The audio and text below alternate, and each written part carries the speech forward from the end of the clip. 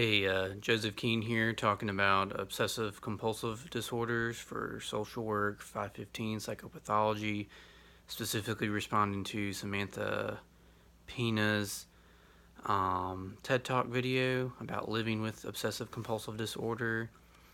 I'll not to toot my own horn, but beforehand watching the video, I did know a little bit about OCD, and that it doesn't mean necessarily that you just like to clean a lot.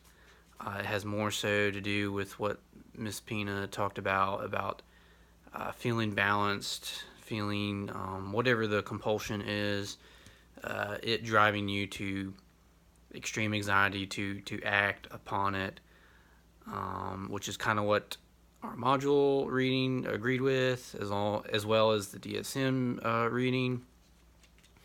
I did enjoy reading the textbook diagnostic criteria for OCD, specifically that it has to prolong for longer than an hour, that the desires have to be unwanted. So I guess something wrong, or not wrong, but maybe inaccurate, that Ms. Pina talked about was that her obsessive compulsive was an advantage, not a disorder, and which I guess is true for desirable behaviors that you would want to compulsively do to be a better person. But I guess, like most things that so far that we've been learning in the DSM-5, that if the behavior or the impulse or compulsion or the episode is severe to disrupt functioning or to cause severe harm, like Miss Pina hitting herself over and over so she would have matching bruises on each arm, would be concerning. It would also be something that going forward, I guess I did learn to be more mindful about compulsions that are harmful for clients, or potentially harmful for clients.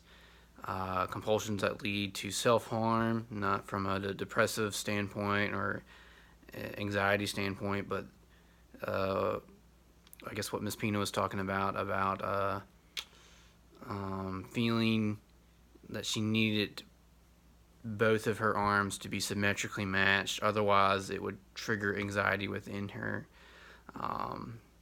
So any compulsions that lead to self-harm, any compulsions that disrupt social functioning for a person, disrupts their job, or they can't do their job because the compulsion is taking time away.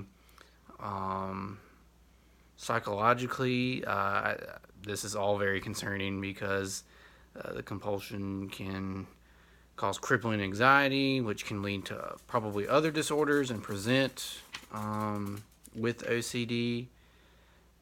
So I enjoyed reading about OCD. I do agree that with Ms. Pina about there being kind of a stigma with OCD, that it's a desirable disorder to have, or diagnosis to have.